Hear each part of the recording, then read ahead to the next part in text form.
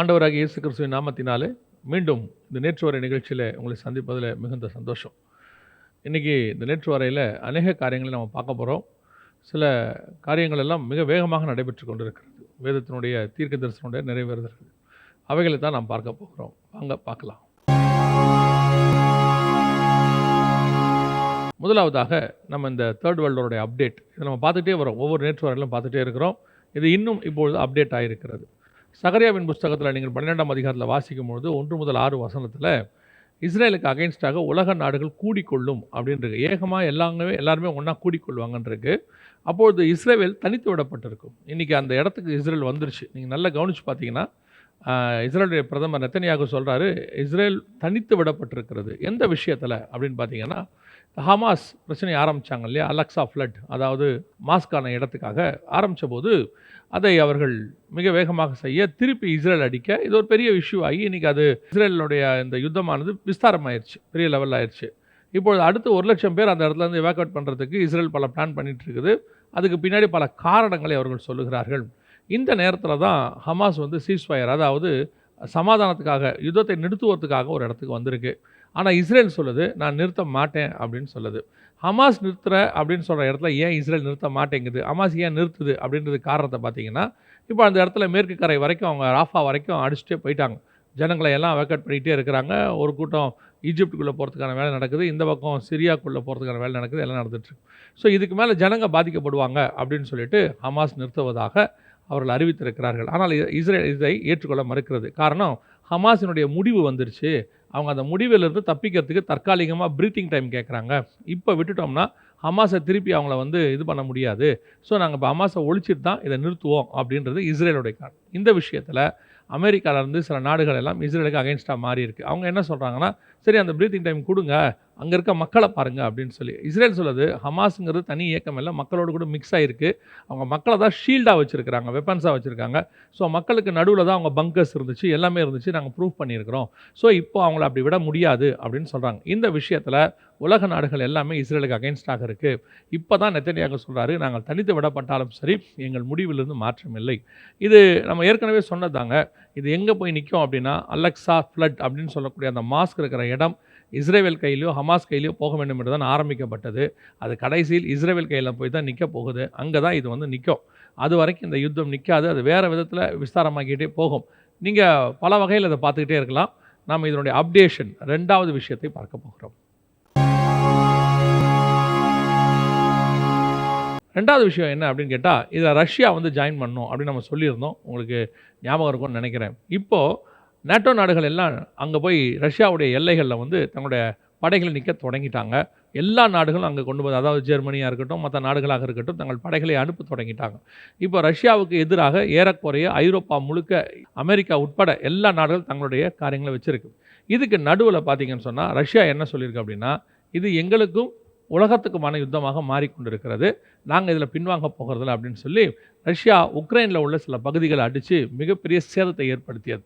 இப்போ அதற்கு பதிலாக உக்ரைன் ரஷ்யாவுடைய ரிஃபைனரி இப்போ அடிச்சிருக்கிறாங்க.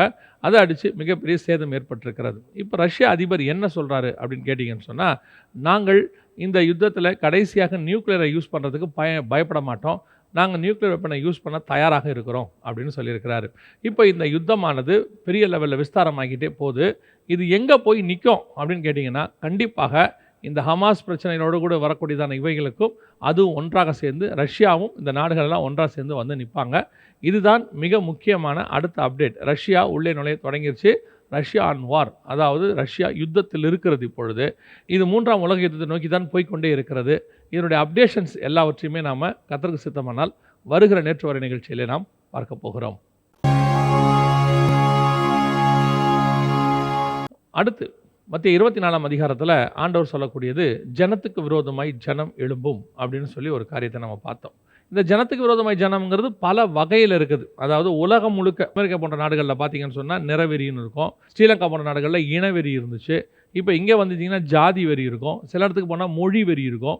இப்படி ஒவ்வொரு நாட்டிலையும் ஒவ்வொன்று இருக்கும். இது எல்லாமே தான் சேர்ந்து இப்போ ஜனத்துக்கு விரோதமாய் ஜனம், அதாவது மதத்தின் அடிப்படையில், நிறத்தின் அடிப்படையில், இனத்தின் அடிப்படையில், மொழியின் அடிப்படையில், ஜாதி அடிப்படையில், மதத்தின் அடிப்படையில் இவங்க சண்டை போடுவாங்க. இதுக்கு எல்லாத்துலையும் இருக்குது. எல்லைக்கு கூட இருக்குது. ஏன் எல்லையும் உன்னுடைய எல்லை இப்படிலாம் அவங்க சண்டை போடுவாங்க. இது ஜனத்துக்கு விரோதமாய் ஜனத்தில் வரும். இப்போது ஜனத்துக்கு விரோதமாக ஜனம் வேறு விதமாக பெரிய லெவலில் வந்திருக்கு. எப்படி அப்படின்னு கேட்டிங்கன்னு சொன்னால், இந்த அகதிகள் எல்லா நாடுகள்லேருந்தும் வருவாங்க இல்லையா? இந்த அகதிகள் எல்லா நாட்டிலிருந்தும் வரும்போது ஒவ்வொரு நாடுகளும் அதை ஏற்றுக்கொள்வதற்கு தங்கள் எல்லைகளை திறந்து வச்சுருந்தாங்க. அமெரிக்காவிலிருந்து, கனடாவிலிருந்து, நார்வேலிருந்து எல்லா நாடுகளும். நான் சொல்கிறது வெறும் இலங்கை அகதிகள் மட்டுமல்ல, நமக்கு தெரிஞ்சது அவங்க மட்டும்தான். ஆனால் உலகளாவிய அகதிகள், ருவாண்டா அகதிகள் இருக்கிறாங்க, இப்போது பர்மாலேருந்து இருக்காங்க, பங்களாதேஷ்லேருந்து இருக்காங்க. இப்படி அங்கேருந்து பிரச்சனைகளோடு கூட ஓடி போகிறவர்கள் அந்தந்த நாடுகளில் அகதிகளாக அவங்க போகிறாங்க. சூடான்லேருந்து நிறைய பேர் போவாங்க, இப்படி போவாங்க. இப்போ நார்த் கொரியாவிலேருந்து சவுத் கொரியாவுக்கு அகதிகள் ஓடி போவாங்க, ரொம்ப கஷ்டம், தப்பிச்சு ஓடுவாங்க.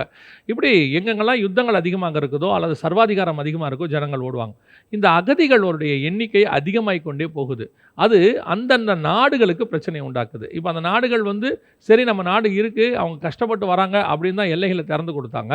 ஆனால் இப்படி வரக்கூடியவங்க எண்ணிக்கை அதிகமாகும்பொழுது அந்த நாட்டினுடைய பாதிப்பு, வளங்கள் பெருமளவில் பாதிக்கப்படுறது இல்லாமல் வருகிறவர்கள் அங்கே இருக்கிறவங்கள தொந்தரவு பண்ணுறது, அவங்களுடைய காரியங்களை இம்ப்ளிமெண்ட் பண்ணுறது, அது மட்டும் இல்லாதபடிக்கு நிறைய கிரைம்ஸ், இந்த மாதிரி காரியங்கள் அதிகமாக நடக்க இந்த அகதிகளால் ஏற்படக்கூடிய பிரச்சனைகள் அந்த நாடுகள் அதிகரிச்சிருச்சு. இப்போ என்ன நடந்திருக்குன்னு கேட்டிங்கன்னா, ஆல் ஓவர் த வேர்ல்டு எல்லா நாடுகளும் அகதிகள் வருவதை தடுத்து நிறுத்திட்டாங்க. ஃபஸ்ட்டு இப்போது அது ஃபஸ்ட் பார்ட் நடந்துச்சு. இப்போ அதை விட ரெண்டாவது பார்ட் என்னென்னா, வந்தவங்களை எல்லாம் விரட்ட தொடங்கி இருக்கிறாங்க. திருப்பி உங்கள் தேசத்துக்கே நீங்கள் போங்க அப்படின்னு சொல்ல ஆரம்பிச்சிருக்கிறாங்க. இது ஒரு வகையில் அந்தந்த தேசத்துக்கு தங்கள் ஜனங்கள் திரும்பி போவதற்கான, இப்போ இஸ்ரேல் ஜனங்கள் தங்கள் தேசத்துக்கு திரும்பி வந்தாங்க 1918 to 1948 அவங்க திரும்பி வந்தாங்கன்னு வச்சுக்கோங்களேன். ஆனால் அதுக்கு ஒரு காரணம் இருந்துச்சு இல்லையா? ஹிட்லரை எழுந்திரிச்சு அடித்தார் இல்லையா? அப்போ இவங்க அகதிகளாக தான் பல நாடுகளுக்கு போனாங்க, தங்கள் நாட்டுக்கு போகும்போது சுய ஜனங்களாக போனாங்க. அதே மாதிரி தான் இப்போ எல்லா ஜனங்களும் தங்கள் தேசத்துக்கு திரும்பி போகிறாங்க. இது ஒரு வகையான எண்ட் டைம் சைன். ஜனத்துக்கு விரோதமாய் ஜனம் மட்டுமல்ல, எல்லாரையும் அவங்கவுங்க எல்லைகளுக்குள்ளே கொண்டு போகிறது, அவங்கவுங்கள அந்தந்த நாட்டுக்கு. திடீர்னு ஒருத்தர் அப்படி எழும்புவார்னு பாருங்களேன். ஹிட்லர் மாதிரி ஒரு ஆட்கள் இப்போது யூதர்களை திரும்பி அனுப்பணும்னு டிசைட் பண்ணும்போது ஆண்டவர் அங்கங்கே ஒருத்தர் எழுப்பினார். இட்டாலியில் சோலினி எழுப்பினார், ஜெர்மனியில் ஹிட்லர் எழுப்பினார், ரஷ்யாவில் ஸ்டாலின் ஒருத்தர் எழுப்பினார். இப்படி யூத எதிர்ப்பு கூட்டம் உலகளாவே எழும்பும் போது அவர்கள் எல்லாம் தங்கள் தேசத்துக்கு போனாங்க. இந்த மாதிரி ஒவ்வொரு தேசத்துலையும் இப்போ ஆரம்பிச்சிருக்கு. அந்தந்த தேசத்துக்கு வந்த அகதிகள் ஒரு 50 வருஷமாக 60 வருஷமாக அந்த தேசத்தையே பிடிச்சு அங்கேயே பொலிட்டிக்கல் பவர் வாங்கி அந்த தேசத்தை அங்கே கண்ட்ரோலில் கொண்டு வராங்க அப்படிங்கிற எண்ணம் இப்போ அங்கே இருக்கிற அடுத்த யூத் ஜென்ரேஷனுக்கு உருவாக ஆரம்பிச்சிருச்சு. இது ஜனத்துக்கு விரோதமாய் ஜனத்தினுடைய மிக முக்கியமான பார்ட். உலகளாவிய ஒரு மிக பெரியதான எக்ஸோடஸ் இப்போ நடக்க போகுது. நீங்கள் பார்ப்பீங்க வருகிற நாட்களில் எல்லா ஜனங்களும் தங்கள் சுய தேசத்துக்கு அனுப்பப்படுவார்கள், அப்படி போகாதவர்கள் விரட்டப்படுவார்கள். இது நடக்கும் இனி வருகிற நாட்களில். இப்போ அது ஆரம்பிச்சிருக்கு, நீங்கள் பார்த்து கொண்டிருக்கிறீங்க. கர்த்தருக்கு சித்தமானால் இதோடைய அப்டேட்ஸை குறித்தும் வருகிற நாட்களில் உங்களோடு கூட சொல்லுகிறோம். நீங்கள் ஒருவேளை பல நாடுகள்லேருந்து இதை பார்த்துட்ருப்பீங்க. உங்கள் நாடுகளிலும் இப்படி நடக்கிறது நீங்கள் காண்பீர்கள். அப்பொழுது இதை குறித்து அதோட செய்தியை நீங்கள் புரிந்து கொள்ளுங்கள். அதுக்கு தான் இது உங்களுக்கு முன்னறிவிக்கப்படுகிறது. நாம் அடுத்த காரியத்துக்கு போக போகிறோம். இப்போது ஏற்கனவே நம்ம ஒரு 10 வருஷமாக சொல்லிட்டு இருக்க ஒரு விஷயந்தான் ஹீட் வேவ். அதாவது சோலார் சுனாமியினுடைய மிக முக்கியமான பாதிப்பு, உலகளாவிய பாதிப்பு ஏற்படும் என்று சொல்லி அது நமக்கு 6வது முத்திரையில் சேரும். இப்போ கொஞ்சம் கொஞ்சமாக அதனுடைய காரியங்கள் இன்க்ரீஸ் ஆகிட்டே போகுதுன்னு வச்சுக்கோங்களேன். இப்போ அமெரிக்காவில் மிகப்பெரிய ஹீட் வேவ் ஆயிருக்கு. கலிஃபோர்னியா பகுதிகளில் எல்லாம் ஹீட் வேவ் வந்திருக்கு. அதை பற்றி என்ன சொல்கிறாங்கன்னா, மிகப்பெரிய கம்யூனிகேஷன், அதாவது இந்த செய்தியை நாங்கள் பதிவு பண்ணிக்கிட்டு இருக்கிற அந்த காலகட்டத்தில் நடந்துகிட்ருக்கு. முன்னாடி ஆரம்பிச்சிருக்கு, இன்னொரு அது 17 ஹவர்ஸ்க்கு இருக்குதுன்னு சொல்லியிருக்கிறாங்க. போயிட்டுருக்கு ஹீட் வேவ். இந்த சோலார் சுனாமி ஏற்படும் போது மிகப்பெரியதான அளவில் RFID ப்ராப்ளம், அதாவது நம்முடைய தொழில்நுட்பம் எல்லாம் பாதிக்கப்படும், சில சேட்டிலைட்ஸ் பாதிக்கப்பட மிகப்பெரிய வாய்ப்பு இருக்கிறது. At the same time UK, யூரோப்பில் நீங்கள் பார்த்தீங்கன்னு சொன்னால் அங்கேயும் இப்படிப்பட்டதான நார்தர்ன் லைட்ஸ்ன்னு சொல்கிறாங்க. ஒரு விதமான சோலார் சுனாமிக்கு முன்னாடி வீச வேண்டிய லைட்ஸ் வீசுது. இது கொஞ்சம் பிங்க் கலரில் அந்த மாதிரி கலரில் வருது. இதெல்லாம் அப்படி வரும்பொழுது பார்த்தீங்கன்னா இதெல்லாம் எதற்கான சிம்டம் அப்படின்னா, ஓவராலாக உங்களுக்கு சொல்லணும்னு சொன்னால் இது மிகப்பெரியதான ஒரு சோலார் சுனாமிக்கான முன்னறிவிப்பு அடையாளம் அப்படின்னு பார்க்கப்படுது. ஏற்கனவே நமக்கு ஹீட் வேவ் பயங்கரமாக போயிட்டுருக்கு, அவங்க எல்லாருக்கும் தெரியும். அதாவது வரலாறு காணாத அளவு, இதை ஒவ்வொரு வருஷமும் பாருங்களேன், வரலாறு காணாத அளவுனா அதுக்கு முன்னாடி அது மாதிரி இல்லைன்னு அர்த்தம். அதை விட அடுத்த வருஷம் இன்க்ரீஸ் ஆகிட்டே போகுது. சிலர் சொல்லுவாங்க இவர் அப்படி தான் சூடு வரும் அப்படின்லாம் சொன்னார் அப்படின்னு சொல்லி. இப்போ பாருங்கள் இன்க்ரீஸ் ஆகிட்டே போகுது. எந்த காலத்திலும் இல்லாத அளவுக்கு, வரலாறு காணாத அளவுக்கு. ஏன் தமிழ்நாட்டில் சேலம் அந்த அளவுக்கு மிகப்பெரிய பதிவை நம்ம சந்திச்சிருக்கிறோம். இன்னும் அதிகமாகிக் கொண்டே தான் போகும். குளோபல் வார்மிங் அப்படிங்கிறது இனி குறைய போகிறதே கிடையாது பாருங்களேன். ஏன்னா வாகனங்கள் உற்பத்தி நிற்கவே இல்லை. வாகனங்கள் உற்பத்தி ஒரு பக்கம் இருக்குது, நம்மளுடைய ஏசி இந்த மாதிரி காரியங்கள்லாம் இருக்குது. இது எதுவுமே ஸ்டாப் பண்ண முடியாது இனிமேட்டு. ஸோ குளோபல் வார்மிங்கோடைய உச்சத்துக்கு நம்ம போக போகிறோம். 2 பேரின் புஸ்தகம் 3ஆம் அதிகாரத்தில் வாசிக்கிறோம் இல்லையா, 9-10 வசனத்தில் இந்த பூமியானது அக்கினிக்கு இரைய வைக்கப்பட்டிருக்கிறது, இந்த பூமி வெந்து உருகி போகும்னு இருக்குல்ல, அந்த இடத்துக்கு பூமி வந்துருச்சு. இப்போ நம்ம ஒவ்வொன்றா ஒவ்வொன்றா ஸ்டார்ட் ஆக தொடங்கியிருக்கு. நம்ம கண்ணுக்கு முன்னாடி எல்லாமே நீங்கள் பாருங்களேன், எண்ட் டைம்க்கான எல்லா காரியங்களும் நடைபெற்று கொண்டிருக்கிறது. கடைசியாய் நாம் ஒரு ஜெப குறிப்போடு கூட முடிக்க போகிறோம். என்ன ஜெப குறிப்போடு முடிக்க போகிறோம் அப்படின்னு கேட்டிங்கன்னா, கிறிஸ்தவ நாடுகள் என்று சொல்லக்கூடிய நாடுகள், அதாவது அவங்க அஃபிஷியலி கிறிஸ்டியன் கண்ட்ரீஸ் தான் பார்க்குறதுக்கு 100%.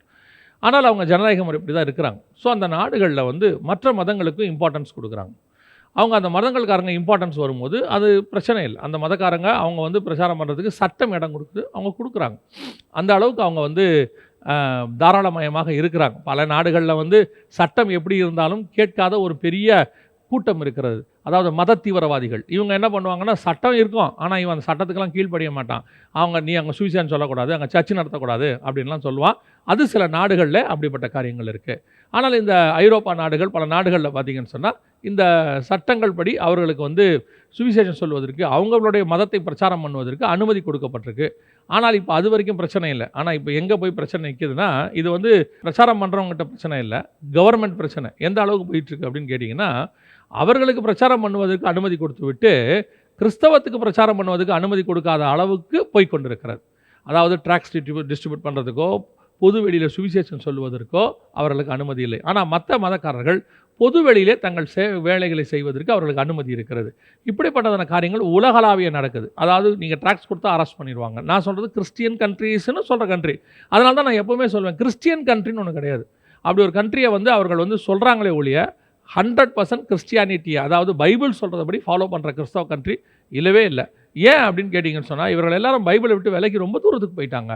ஆனால் பேர் தான் கிறிஸ்தவ கண்ட்ரியாக இருக்கிறார்கள். இன்றைக்கி அந்த நாடுகளில் கிறிஸ்தவத்தை பிரச்சாரம் பண்ணுவதற்கு கூட அங்கே அனுமதி மறுக்கப்படுகிறது. இன்னொரு பக்கம் அதிலே பார்த்தீங்கன்னா, அங்கே இருக்கிறவர்கள் கிறிஸ்தவர்கள் பிரச்சாரம், அதாவது அவர்கள் சுவிசேஷம் சொல்வதற்கு கூட தயாராக இல்லை. அவங்க என்ன சொல்கிறாங்க, ஐயோ சட்டம் சொல்லுது, நம்ம போய் ட்ராக்ஸ் கொடுத்தா அப்படி பண்ணுவாங்க. பவுல் பிரச்சாரத்திற்கு போகும்பொழுது, சுவிசேஷத்தை அறிவிக்க புறப்படும் போது எந்த சட்டம் அவரை வரவேற்றது? எந்த சட்டமும் வரவேற்காது. நமக்கு சுவிசேஷம் சொல்வது பைபிள் நமக்கு கொடுத்திருக்கிற உரிமை. அந்தந்த நாடுகளில் இருக்கிறவர்கள் சுவிசேஷம் சொல்வது உங்கள் மேல் விழுந்த கடமை. ஆண்டவர் நம்மகிட்ட கேட்டிருக்கிறது அது ஒன்று தான், யூ மஸ்ட் ப்ரீச் காஸ்பல். அதை நீங்கள் எந்த முறையில் சொல்ல முடியுமோ சொல்லுங்கள். இன்றைக்கி சோஷியல் மீடியாவில் எவ்வளோ வழிகள் இருக்குது. நீ ஏன் இன்றைக்கி ட்ராக்ஸ் கொடுக்கறதுக்கு அனுமதி இருக்குது, ஆனால் என்ன அதை கொடுக்கறதுக்கு அவங்க ஒரு சட்டம் போட்டிருக்காங்க, கொடுங்க. சில இடங்கள் அதை மீறி கூட உங்களை அவங்க தடை செய்ய வருவாங்க. சொல்ல வேண்டியது நம்ம வேலை. சொன்னால் மட்டும்தான் ஆண்டவர் நமக்கு கொடுத்துருக்கிற அந்த கடமையை நம்ம நிறைவேற்ற முடியும். எனவே இப்படிப்பட்ட இடங்களில் இருக்கிறவங்க உங்கள் தேசத்துக்காக முதல்ல ஜெபம் பண்ணுங்க, ஒருமனப்படுங்க. இப்போ சபைகளாக பிரிஞ்சிருக்கிறீங்க, டினாமினேஷன்ஸாக பிரிஞ்சிருக்கீங்க. பல இடங்களுக்கு போகும்போது நான் பார்த்ததுனால இந்த ஜெப குறிப்பை கொண்டு வரேன். நீங்கள் டினாமினேஷன்ஸாக பிரிஞ்சிருக்கிறீங்க, சபைகளாக பிரிஞ்சிருக்கிறீங்க, ஏன் ஊழியர்களாக பிரிஞ்சிருக்கிறீங்க. இந்த பிரிவினை இருக்கிற வரைக்கும் எந்த இடத்துலையும் எழுப்புதல் வராது.